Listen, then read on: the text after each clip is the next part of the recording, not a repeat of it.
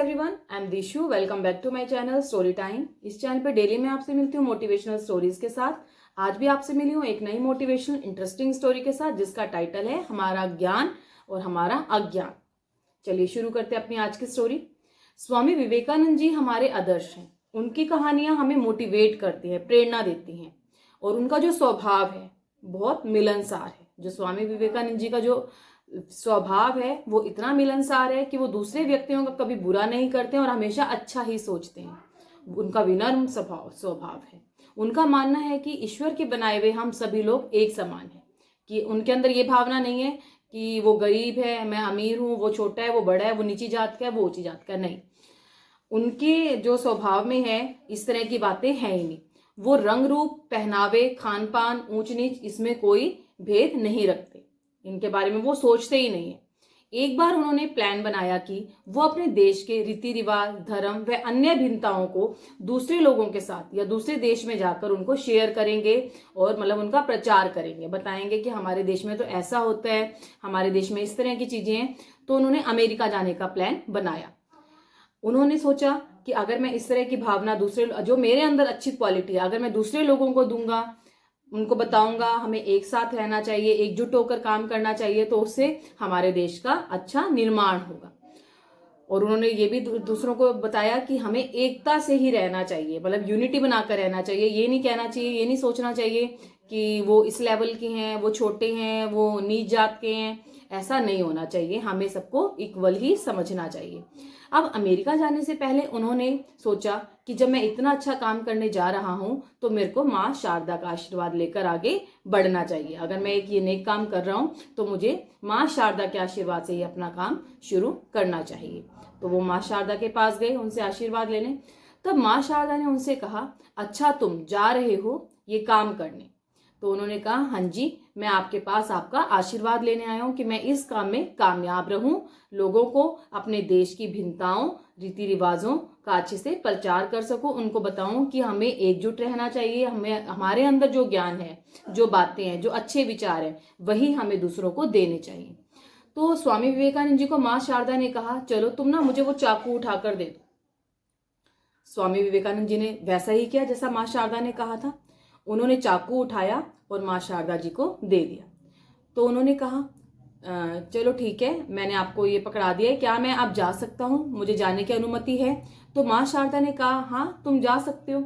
फिर जो विवेकानंद जी थे वो हैरान हुए। उन्होंने कहा कि माता, आपने तो मेरे से कोई परीक्षा भी नहीं ली, मैं इतना बड़ा काम करने जा रहा हूँ और आप बिना परीक्षा के मुझे जाने दे रहे हो, मुझसे कोई सवाल भी नहीं कर रहे हो। तब माँ शारदा ने जवाब दिया कि तुमने जो मुझे चाकू उठाकर दिया था ये तुम्हारी परीक्षा थी। स्वामी विवेकानंद जी हैरान हुए कि ये कैसी परीक्षा थी। तो माता ने समझाया कि अगर तुम्हारी जगह कोई और मुझे ये चाकू पकड़ाता तो वो लकड़ी वाला हिस्सा खुद पकड़ता और जो धार वाला हिस्सा है, जो नुकीला हिस्सा है, वो मुझे पकड़ाता। लेकिन तुमने ऐसा नहीं किया। तुमने लकड़ी वाला हिस्सा मेरी तरफ किया है और धार वाला हिस्सा तुमने खुद पकड़ा है, जिससे तुम्हें चाहे कुछ भी हो जाए लेकिन तुम्हारे सामने जो व्यक्ति है, सामने जो इंसान है, तुम उसको दर्द नहीं पहुंचाते। और तुम्हारी यही भावना को देखा मैंने कि तुम्हारे अंदर दूसरों को आगे बढ़ाने की और उनको दर्द ना देने की भावना है। तुम चाहे अपना बुरा कर लो लेकिन तुम सामने वाले का बुरा नहीं करोगे, और यही तुम्हारी मतलब परीक्षा थी जिसमें तुम सफल हो गए हो। तो स्वामी विवेकानंद जी ने हाथ जोड़े, उनको प्रणाम किया और उनसे अनुमति लेकर वो चलने की तैयारी करने लगे। जब वो चलने की तैयारी करने लगे तो माँ शारदा ने उनको बहुत सारा आशीर्वाद दिया और तो उन्होंने कहा कि तुम लोगों में अच्छी भावनाओं को जागरूक कर सकते हो। विवेकानंद जी ने अपनी यात्रा शुरू की और वो नए देश में जाकर वहां के लोगों के बीच रहकर अपने विचार दूसरों के बारे में जो सोच थी उनकी क्या होनी चाहिए, उनका प्रचार प्रसार करने लगे। उन्होंने लोगों को बोला कि हमारे अंदर अहंकार व ऊंच नीच की जो भावना है, हमें उसे खत्म करना है। हमें ये भावना बिल्कुल भी अपने अंदर नहीं रखनी है कि वो गरीब है, वो हमसे छोटा है, वो कुछ नहीं कर सकता है। नहीं, अगर हम कुछ करने लायक हैं तो हमें सामने वाले को भी इस तरह का बनाना चाहिए कि वो थोड़ा ऊंचा उठ सके। हमें अपने लक्ष्य को प्राप्त करने के लिए अपनी मेहनत व ऊर्जा का प्रयोग करके उसे पाना चाहिए। अपनी मानसिकता को सकारात्मक रखना चाहिए। ऐसा नहीं सोचना चाहिए कि अगर मुझे कुछ करना है, कुछ चाहिए, तो उसके लिए चाहे मैं दूसरों को कितना दुख दर्द दे दूं, वो बेशक से सह ले, पर मुझे मेरा जो गोल है, जो लक्ष्य है, वो मिलना चाहिए, वो पूरा होना चाहिए। उसके लिए अगर मान लो जैसे हम नौकरी करते हैं तो हम ये सोचते हैं जो वहां लगा हुआ है बेशक से उसकी नौकरी छूट जाए पर ये मुझे मिल जाए। हमें ये भावना नहीं रखनी है अपने अंदर।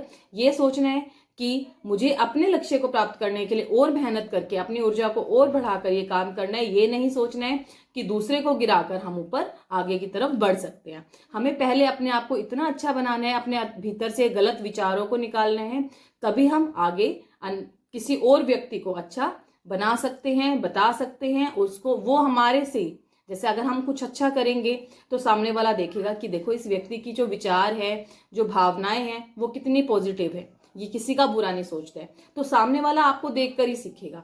आप ऐसे प्रचार प्रसार करते रहोगे, हमें ऐसा करना चाहिए, ऐसा करना चाहिए, और आप खुद उसको अप्लाई नहीं कर रहे हो, तो सामने वाला आपसे कुछ नहीं सीखेगा। बस वो ये सोचेगा इसका तो लेक्चर का काम है, ये सिर्फ इस तरह की बातें करता है पर खुद पे अप्लाई नहीं करता है।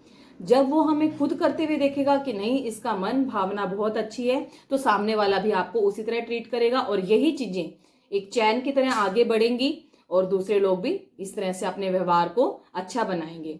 हम अपने इरादों व सोच के सामने वाले को, सोच से सामने वाले को बदल सकते हैं। सबसे पहले हमें अपने अंदर का जो ज्ञान है उसको ये नहीं सोचना चाहिए कि मैं तो ज्ञान से भरपूर हूं और सामने वाले को कुछ नहीं पता। पहले हमें खुद अच्छा करना है, अपने ज्ञान को इतना बढ़ाना है कि हम सामने वाले को कुछ सिखा सके, तभी हमें वो दूसरों तक पहुंचाना है। ये सारे स्वामी विवेकानंद जी के विचार हैं जो उन्होंने वहां जाकर, अमेरिका जाके दूसरे लोगों के अंदर रखे, उनको सिखाया। तो आपको मेरी आज की स्टोरी कैसी लगी कमेंट के थ्रू मुझे बताना। कल मिलूंगी आपसे एक नई मोटिवेशनल स्टोरी के साथ। Thank you.